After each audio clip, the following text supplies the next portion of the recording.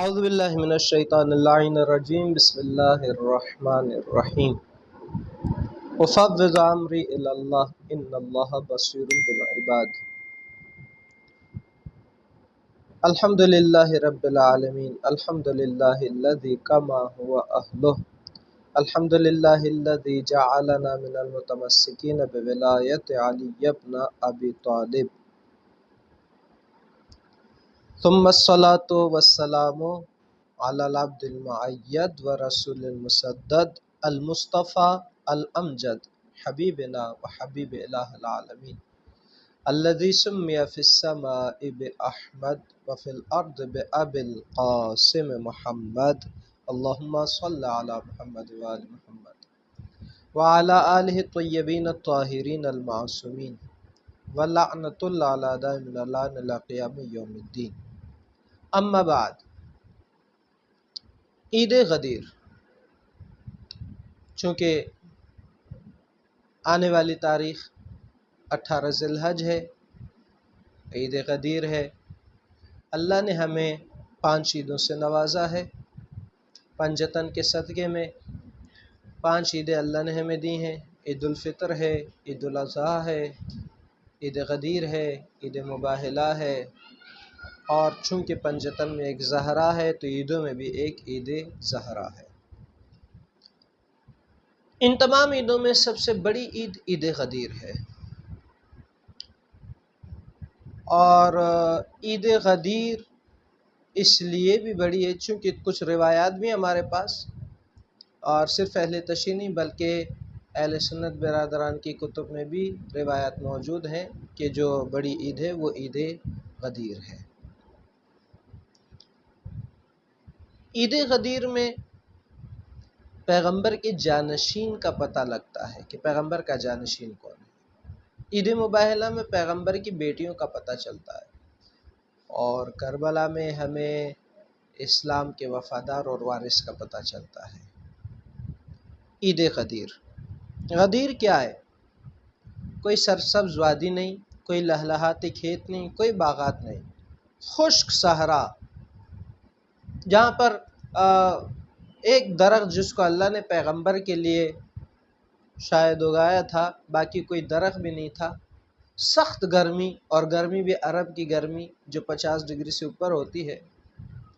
حاجی سر چھپائیں تو پاؤں جلیں، پاؤں کے نیچے چادر رکھیں تو سر کے اوپر دھوپ کی تپش۔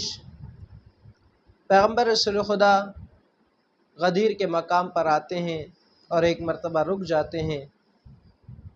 جو آگے گئے تو ان کو پیچھے بلاتے ہیں، جو پیچھے نہ آئے تو ان کو روک لیتے ہیں، اور اس طریقے سے جب سب جمع ہو جاتے ہیں بلال حبشی ندا دیتا ہے حی علی خیر العمل، حی علی خیر العمل۔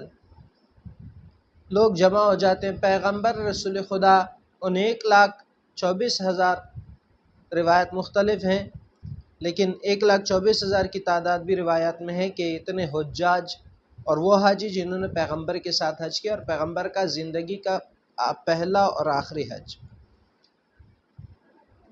اونٹوں کے پالانوں سے ممبر بنایا جاتا ہے، جتنے بھی اونٹ تھے اس قافلے میں ان سے پالان اتارے جاتے ہیں۔ پیغمبر ایک ممبر بناتا ہے، خطبہ دیتا ہے۔ حمد و ثنا کے بعد پیغمبر رسول خدا خطبہ دیتے ہیں، اور پھر آخر میں پیغمبر رسول خدا ارشاد فرماتے ہیں کہ اے کلمہ پڑھنے والوں مسلمانوں، کیا میں نے تم تک دین کا ہر حکم پہنچا دیا؟ قالوا بلا، سب نے کہا بے شک یا رسول اللہ، آپ نے کوئی حکم نہیں چھوڑا، دین اسلام کا ہر حکم ہم تک پہنچا دیا۔ طہارت کے مسائل ہوں، عبادت کے مسائل ہوں، معاملات کے مسائل ہوں، جہاد کے مسائل ہوں، میراث کے مسائل ہوں، کوئی مسئلہ آپ نے چھوڑا نہیں۔ پیغمبر رسول خدا نے پھر ایک جملہ ارشاد فرمایا الست اعلی بکم من انفسکم، کیا میں تم سے زیادہ تمہاری جانوں پہ حق کے تصرف رکھتا ہوں؟ یعنی کیا میں تمہارا مولا ہوں؟ قالوا بلا، کہ بے شک یا رسول اللہ، مولا یعنی ہماری جانوں پر ہم سے زیادہ اختیار رکھنے والا۔ الست اعلی بکم من انفسکم، کیا میں تمہاری جانوں پر تم سے زیادہ اختیار رکھتا ہوں؟ قالوا بلا، سب نے کہا بے شک یا رسول اللہ، آپ ہماری جانوں پر ہم سے زیادہ اختیار رکھتے ہیں۔ اور ایک مرتبہ پیغمبر رسول خدا نے مولا کائنات کو بلایا اسی منبر پہ، اور منبر پہ ساتھ کھڑا کر کے ان کا ہاتھ بلند کیا۔ روایات میں ملتا ہے کہ پیغمبر نے علی کا ہاتھ اتنا بلند کیا کہ مولا کائنات کے بغل کی نورانیت ظاہر ہوئی، اور پیغمبر نے ایک جملہ کا من کنت مولا فہذا علی مولا، جس جس کا میں مولا ہوں اس کا یہ علی مولا ہے۔ جس جس کا میں، یعنی جو جو سمجھتا ہے کہ اس کی جان پر میرا حق اس سے زیادہ ہے، اسے چاہیے کہ علی کو بھی اپنا مولا مانے۔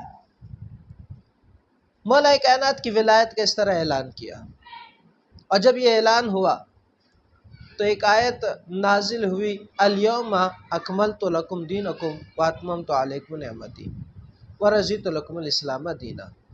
آج ہم نے دین کو مکمل کر دیا اور نعمتیں تمام کر دی۔ یعنی اس کا مطلب ہے کہ ابھی نعمتوں میں سے ایک نعمت ولایت رہتی تھی، یہ آخری نعمت بھی اللہ نے دے دی۔ یعنی اب جتنی بھی نعمت وہ نعمتیں تکرار ہوں گی، نئی کوئی نعمت نہیں آئے گی۔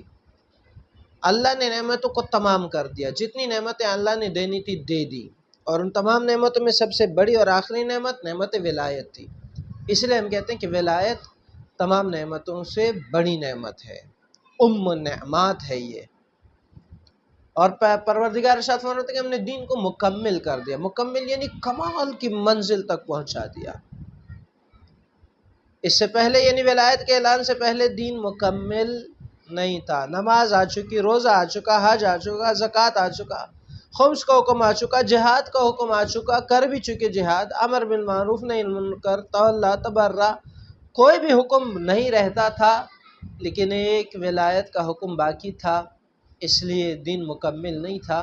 کہا کہ آج ہم نے تمہارے لیے تمہارا دین مکمل کر دیا۔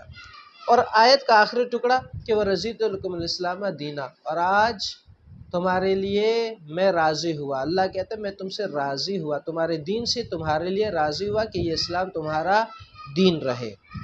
وَأَكْمَلْتُ وَرَضِیتُ لَکُمُ الْإِسْلَامَ دِینًا، میں تمہارے لیے آج تمہارے دین سے، اسلام سے راضی ہوا کہ یہ تمہارا دین رہے۔ اسی سے ایک نقطہ ہمیں ملتا ہے کہ علی کی ولایت کے بغیر اگر خدا اسلام سے راضی نہیں ہوتا تو بھلا مسلمان سے کیا راضی ہوگا؟ یعنی ولایت اتنی اہمیت رکھتی ہے کہ پروردگار کہتا ہے کہ میں آج ولایت کا اعلان ہوا تو آج میں تمہارے لیے تمہارے اس اسلام سے دین ہونے کی حیثیت میں راضی ہوا۔ ایک عظیم دن ہے، ایک عظیم عید ہے، تمام مسلمانوں پر واجب ہے کہ اس کو منائیں۔ کھانا کھلانے کا بہت زیادہ ثواب، کل غسل کرنے کا اور زیارت امین اللہ پڑھنے کا بے انتہا زیادہ ثواب ہے۔ لہٰذا عید غدیر کے دن ان اعمال کو آج بجا لائیے، نئے لباس پہنیے، ایک دوسرے کو کھانا کھلائیے، مومنین کو خوشبو لگائیں، ایک دوسرے کو مبارکباد دیں، بچوں کو عیدیاں دیں، تاکہ سب کو پتہ چلے واقعاً آج کوئی خوشی کا دن ہے۔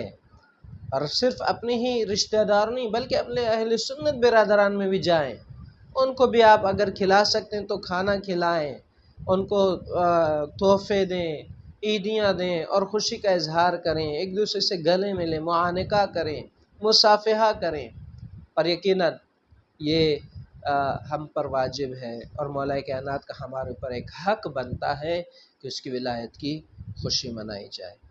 خدا سے دعا ہے پروردگار اس عید کے صدقے میں ہم سب مسلمانوں کی مشکلات آسان فرمائے اور دشمنان اسلام کو نیست و نابود فرمائے۔ خداوند اپنی آخری حجت کی ظہور میں تعجیل فرما، ہم سب کو ان کے اعوان و انصار میں سے شمار فرما۔ ربنا تقبل منا انک انت السمیع العلیم، بحق محمد و آلہ الطیبین الطاہرین۔